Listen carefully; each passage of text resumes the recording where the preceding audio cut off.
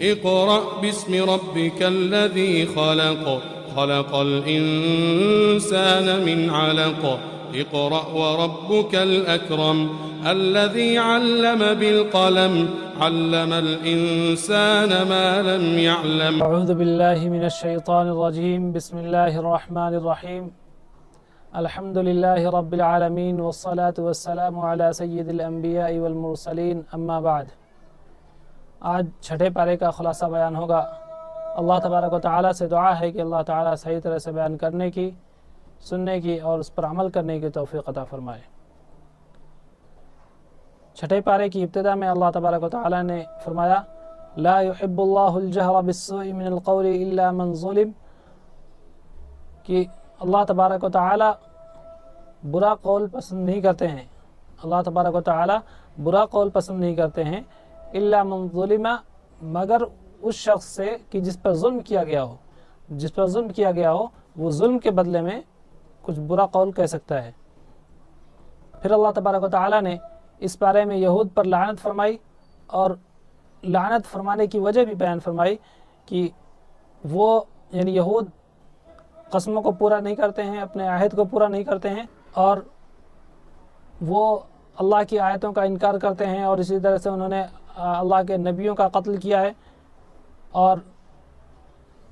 اللہ تبارک و تعالیٰ کی ایک پاکیزہ بندی حضرت مریم علیہ السلام کو پر انہوں نے بہتان لگایا، جبکہ اللہ تعالیٰ نے حضرت عیسیٰ علیہ السلام کے زبان سے ان کی برات نازل فرما دی تھی. اس کے بعد یہ بھی کہا کرتے تھے کہ ہم نے عیسیٰ علیہ السلام کو قتل کر دیا ہے، جبکہ اللہ تبارک و تعالیٰ فرماتے ہیں کہ وما قتلوه وما صلبوه، کہ انہوں نے نہ تو ان کا قتل کیا ہے اور نہ ہی انہیں سولی دی ہے اللہ، بلکہ ہم نے ان کو اپنے طرف یعنی ہم نے ان کو آسمانوں میں اٹھا لیا ہے. پھر اللہ تبارک و تعالیٰ فرماتے ہیں کہ اسی طرح سے ہم نے یہود کو سود کھانے سے اور آپس میں ایک دوسرے کے مال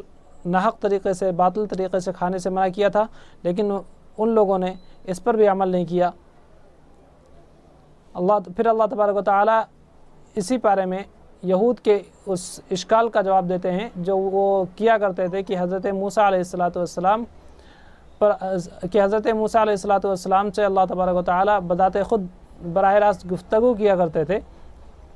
کہ محمد صلی اللہ علیہ وسلم کیسے نبی ہیں کہ فرشتہ ان کے پاس وحی لے کر کے آتا ہے، اللہ تبارک و تعالیٰ بذات خود ان سے کلام نہیں کرتے ہیں. تو اللہ تبارک و تعالیٰ ان کے اشکال کا جواب دیتے ہوئے فرماتے ہیں انا اوحینا الیک کما اوحینا الی نوح والنبیین من بعدہ، کہ اے نبی ہم نے آپ پر اسی طرح سے وحی کی ہے جیسے ہم نے نوح پر کی تھی، اور اسی طرح سے ان کے بعد جتنے انبیاء آئے ہیں ہم نے سب پر اسی طرح سے وحی کی کہ فرشتے کے ذریعے سے ہم نے وحی کی سب پر. رہی بات موسیٰ علیہ السلام کی، تو یہ ان کی خصوصیت تھی کہ ہم نے ان سے براہ راست کلام کیا، لہٰذا یہ نبوت کے منافی نہیں ہے. فرشتے کے ذریعے سے وحی آنا یہ نبوت کے منافی نہیں ہے، اور ان کا جو اشکال ہے وہ بیجا ہے. پھر اللہ تبارک و تعالیٰ نے اہل کتاب کو مخاطب کرتے ہوئے فرمایا یا اہل الکتاب لا تغلوا فی دینکم ولا تقولوا علی اللہ الا الحق، کہ اے اہل کتاب تم دین میں غلو مت کرو اور اللہ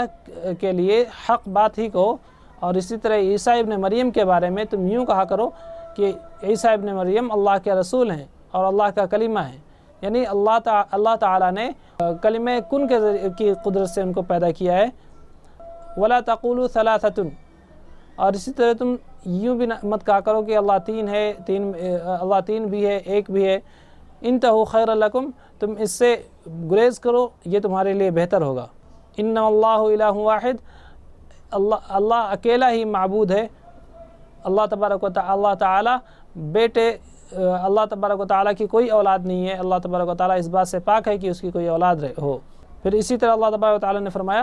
کہ تم جو حضرت عیسیٰ کو اللہ کا بیٹا کہتے پھر رہے ہو، خود عیسیٰ علیہ السلام اس بات میں ان کو کوئی عیب محسوس نہیں ہوتا کہ ان کو اللہ کا بندہ کہا جائے. لہٰذا تم جو اللہ تبارک و تعالیٰ نے عیسیٰ کو جو فضیلت دی ہے اس کے علاوہ اس پر بڑھا چڑھا کر کے تم ان کو اللہ تک مت پہنچاؤ، اللہ کا بیٹا مت کہو۔ پھر اللہ تبارک و تعالیٰ نے اس صورت کی اختتام میں، اس صورت کے آخر میں، یعنی سورہ نساء کے آخر میں کلالہ کے وراثت کے بارے میں حکم نازل فرمایا ہے۔ کلالہ وہ شخص کی جس کے والدین فوت ہو چکے ہوں اور اس کی کوئی اولاد نہ ہو، تو ایسے شخص کا اگر انتقال ہو جاتا ہے تو اس کے وراثت کس کو ملے گی اور کتنا ملے گی، اس کے بارے میں آیت نازل ہوئی ہے۔ پھر اسی پارے میں، چھٹے پارے میں سورہ مائدہ کی ابتدا ہوتی ہے۔ سورہ مائدہ کے ابتدا میں اللہ تبارک و تعالیٰ نے فرمایا یا ایھا الذین آمنوا اوفوا بالعقود، کہ اے ایمان والو عہد کو پورا کرو۔ اسی طرح سے اسی آیت میں اللہ تبارک و تعالیٰ نے حلال اور حرام جانوروں کے بارے میں بتایا، احلت لکم بہیمۃ الانعام الا ما یتلی علیکم غیر محل الصید وانتم حرم، تمہارے لیے تمام جانور حلال کر دیے گئے ہیں الا ما یتلی علیکم، سوائے ان جانوروں کے جن کی حرمت کے بارے میں آیتیں نازل ہوئی ہیں، جن کی حرمت کے احکام کے بارے میں حکم نازل ہوا ہے۔ انہی آیت میں اللہ تبارک و تعالیٰ نے بھلائی اور نیکی کے کاموں میں ایک دوسرے کی مدد کرنے کا حکم دیا ہے، اور برائی میں ایک دوسرے کی مدد کرنے سے منع فرمایا ہے، اور فرمایا کہ تم ایک دوسرے کی بھلائی اور نیکی کے کاموں میں ایک دوسرے کی مدد کرو، اور برائی اور بدی کے کاموں میں ایک دوسرے کی مدد مت کیا کرو۔ پھر اللہ تبارک و تعالیٰ نے فرمایا ان جانوروں کے بارے میں کہ جن کا کھانا حرام ہے، فرمایا حرمت علیکم المیتۃ والدم ولحم الخنزیر وما اہل لغیر اللہ بہ والمنخنقۃ والموقوذۃ والمتردیۃ والنطیحہ، کہ تم پر مردہ جانور حرام کر دیے گئے ہیں، تم پر خون حرام ہے، خنزیر کا گوشت، اسی طرح سے ان جانوروں کا گوشت جن کو غیر اللہ کے نام پر ذبح کیا گیا ہو، اسی طرح سے وہ جانور جن کا گلا دبا کر کے جن کو مار دیا گیا ہو، یا جن کو پتھر یا کسی اور چیز سے چوٹ مار کر کے جن کو مار دیا گیا ہو، یعنی جس میں کسی ایسی چیز سے مارا گیا ہو جس میں کوئی دھار نہ ہو، لاٹھی سے، پتھر سے یا اس طرح کی چیزوں سے۔ اسی طرح سے ان جانوروں کو گوشت جن کو اونچائی سے دھکا دے دیا گیا ہو اور جس کی وجہ سے وہ مر گئے ہوں، تو ان کا گوشت بھی کھانا جائز نہیں ہوگا۔ اسی طرح اگر کسی جانور نے کسی کو سینگ مار دیا جس کی وجہ سے دوسرا جانور مر جاتا ہے، تو سینگ مارنے کی وجہ سے جو مرتا ہے اس کا گوشت بھی کھانا جائز نہیں ہوگا۔ اور اگر کسی جانور کو کسی درندے نے کھا لیا تو وہ جانور بھی کھانا جائز نہیں ہے، وہ بھی اس جانور کو بھی کھانا حرام ہے۔ ہاں، اگر کسی نے اس جانور کی موت سے پہلے، اس جانور کے مرنے سے پہلے اسے پکڑ لیا اور پھر اس کو ذبح کر دیا تو پھر اس کا کھانا جائز ہوگا۔ اللہ تبارک و تعالیٰ نے انہی آیات میں اہل کتاب کے ذبیحے کے بارے میں بھی بتایا کہ اہل کتاب کا ذبیحہ حلال ہے، ایمان والوں کے لیے اہل کتاب کا ذبیحہ حلال ہے، اور اسی طرح سے ایمان والوں کا ذبیحہ بھی اہل کتاب کے لیے حلال ہے۔ اللہ تبارک و تعالیٰ نے انہی آیات میں وضو کے احکام بھی نازل فرمائے کہ وضو کس طرح سے کرنا ہے، اس کا طریقہ بھی بتایا ہے، اور تیمم کے احکام بھی بتائے ہیں۔ پھر اللہ تبارک و تعالیٰ نے فرمایا یا ایھا الذین آمنوا کونوا قوامین للہ شہداء بالقسط، کہ گواہی بالکل ٹھیک دیا کرو، بالکل صحیح گواہی دیا کرو اور عدل سے کام لیا کرو۔ ولا یجرمنکم شنآن قوم علی الا تعدلوا، اور اگر کسی قوم سے کسی سے تمہاری دشمنی ہے تو تم ایسا مت کرو کہ اس کی دشمنی کی وجہ سے تم عدل کا راستہ، انصاف کا راستہ چھوڑ دو۔ چاہے کسی کے بارے میں ہو، تم انصاف سے کام لو، چاہے وہ تمہارے دشمن کے بارے میں یا تمہارے دوست کے بارے میں ہو۔ پھر اللہ تبارک و تعالیٰ نے انہی آیات میں یہود و نصارہ کا جو زعم تھا، ایک گمان تھا ان کا کہ وہ اللہ کے بیٹے ہیں اور اللہ کے محبوب ہیں، اس لیے اللہ انہیں عذاب نہیں دے گا، تو اس گمان کو خارج کرتے ہوئے اللہ تبارک و تعالیٰ نے فرمایا کہ آخرت میں کا جو مدار ہے وہ اعمال پہ ہے، نہ کہ کسی کے دعوے پہ۔ اگر اعمال ٹھیک ہوں گے، اعمال بہتر ہوں گے ایمان کے ساتھ، تو وہ قابل قبول ہوں گے، ورنہ اللہ تبارک و تعالیٰ کی کسی سے کسی قسم کی کوئی رشتہ داری نہیں ہے۔ پھر اللہ تبارک و تعالیٰ نے انہی آیات میں حضرت آدم علیہ السلام کے دو صاحبزادوں، دو بیٹوں کا واقعہ بیان کیا ہے، حابیل اور قابل کا، کہ قابیل نے حابیل کو قتل کر دیا، اور پھر قتل کرنے کے بعد اسے کچھ سمجھ نہیں آ رہا تھا کہ اس کی بھائی کی لاش کو کرے کیا، تو اللہ تبارک و تعالیٰ نے کوے کو بھیجا جو دوسرے کوے کو زمین میں دفن کر رہا تھا۔ اسے دیکھ کر کے قابیل نے دفن کرنا سیکھا اور پھر اپنے بھائی کو اس نے دفن کیا۔ اللہ تبارک و تعالیٰ اس قتل پر اتنے ناراض ہوئے کہ اللہ تبارک و تعالیٰ نے فرمایا من اجل ذلك كتبنا على بني اسرائيل انه من قتل نفسا بغير نفس او فساد في الارض فكانما قتل الناس جميعا، کہ اسی وجہ سے ہم نے بنی اسرائیل پر یہ بات لکھ دی کہ اگر کوئی شخص کسی کو ناحق قتل کرے گا تو وہ ایسا ہی ہوگا جیسا کہ اس نے پوری انسانیت کو قتل کر دیا۔ پھر اللہ تبارک و تعالیٰ نے ان لوگوں کی سزا بیان کی جو کھلے عام لوگوں کو لوٹتے ہیں، جو ڈاکے ڈالتے ہیں اور لوگوں کو مارتے ہیں۔ تو اللہ تبارک و تعالیٰ نے فرمایا انما جزاء الذین یحاربون اللہ ورسولہ یسعون فی الارض فسادا ان یقتلوا او یصلبوا او تقطع ایدیہم وارجلہم من خلاف، کہ ایسے لوگوں کو قتل کر دیا جائے یا سولی پر لٹکا دیا جائے یا پھر ان کے ہاتھ اور پیر مخالف سمت سے کاٹ دیے جائیں، تاکہ یہ عبرت بن کر کے رہ جائیں اور کوئی دوسرا شخص ان جیسی غلطی کرنے کی جرات بھی نہ کرے، ان جیسا کام کرنے کی جرات بھی نہ کرے۔ پھر اللہ تبارک و تعالیٰ نے انہی آیات میں چوری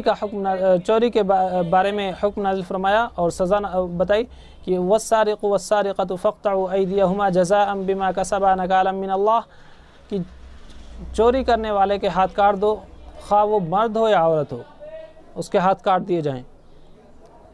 پھر اللہ تبارک و تعالیٰ نے انہی آیات میں فرمایا انا انزلنا التوراۃ فیہ ھدی ونور، کہ ہم نے تورات کو نازل کیا جس میں ہدایت ہے اور نور ہے، ہدایت اور نور ہے لوگوں کے لیے، اور اس میں ہم نے قصاص کے بھی احکام نازل فرمائے کہ جان کے بدلے جان، اور آنکھ کے بدلے آنکھ، ناک کے بدلے ناک، کان کے بدلے کان، دانت کے بدلے دانت، اور اسی طرح اگر کسی نے کسی کو زخم پہنچا دیا تو اسی کے جیسا زخم اس کو بھی بطور قصاص پہنچایا جائے گا۔ اللہ تبارک و تعالیٰ نے تورات میں بھی قصاص کے احکام واضح طور پہ بیان کیے، چونکہ یہود مسلمانوں کو جو اہل ایمان تھے ان کو ورغلاتے تھے اور ان کو بہکاتے تھے، تو اللہ تبارک و تعالیٰ نے آیت نازل فرمائی یا ایھا الذین آمنوا من یرتد منکم عن دینہ فسوف یأتی اللہ بقوم یحبهم ویحبونہ، کہ اے ایمان والو اگر تم یہود کے بہکاوے پہ یا کسی بھی طرح سے کسی بھی وجہ سے اگر تم دین سے پھر جاتے ہو تو تم یہ مت سمجھو کہ تم احسان کر رہے ہو، دین پر رہ کر کے تمہارا احسان تھا، بلکہ اللہ تبارک و تعالیٰ تم اگر پھر جاؤ گے تو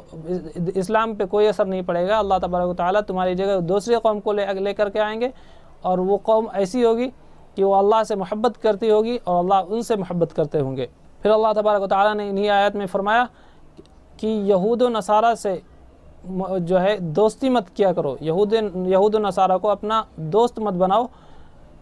وجہ بھی بتائی کہ کیوں نہیں بنانا ہے دوست، وجہ یہ بتائی کہ وہ تمہارے دین کا مذاق اڑاتے ہیں، اور اسی طرح سے جب تم نماز کے لیے بلاتے ہو یعنی جب تم اذان کرتے ہو تو وہ لوگ اذان کا بھی مذاق اڑاتے ہیں۔ اللہ تبارک و تعالیٰ نے انہی آیات میں فرمایا لولا ینہاہم الربانیون والاحبار عن قولہم الاثم واکلہم السحت لبئس ما کانوا یصنعون، کہ یہود و نصارہ کے علماء نے اپنی قوم کو گناہوں سے اور غلط کاموں سے کیوں نہیں روکا، انہیں روکنا چاہیے تھا، یہ ان کی ذمہ داری تھی۔ اسی طرح سے جو یہود اللہ تبارک و تعالیٰ کے بارے میں کہا کرتے تھے کہ اللہ تعالیٰ کے ہاتھ بدھے ہوئے، اللہ تعالیٰ کا ہاتھ بدھا ہوا ہے، وہ ہمارے اوپر خرچ نہیں کرتے ہیں، ہمیں نہیں دیتے ہیں۔ اس پر اللہ تبارک و تعالیٰ بہت ناراض ہوئے اور فرمایا غلت ایدیہم ولعنوا بما قالوا، کہ ان کے دونوں ہاتھ، یہود کے دونوں ہاتھ بندھے ہوئے ہیں، لعنوا بما قالوا، ان پر لعنت ہو، انہوں نے یہ کیسی باتیں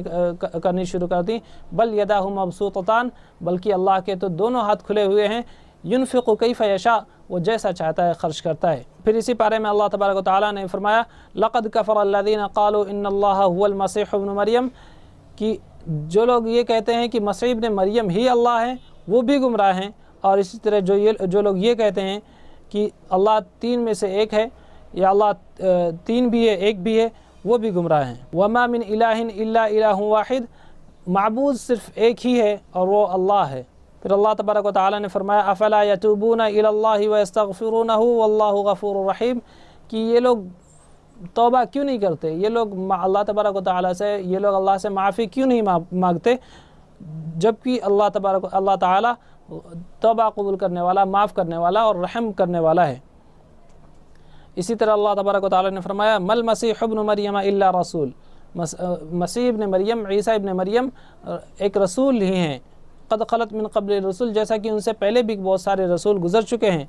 وامہ صدیقہ، والدہ ایک سچی عورت ہیں۔ کانا یاکلان الطعام، دونوں کھانا کھایا کرتے تھے۔ انظر کیف نبین لهم الآیات ثم انظر انا یؤفکون، اے نبی آپ دیکھیے ہم ان کے لیے کیسی کیسی نشانیاں بیان کرتے ہیں، لیکن پھر بھی یہ سیدھے راستے کو نہیں آتے اور یہ پیچھے ہٹتے چلے جاتے ہیں۔ پھر اللہ تبارک و تعالیٰ نے اس پارے کے اخیر میں فرمایا،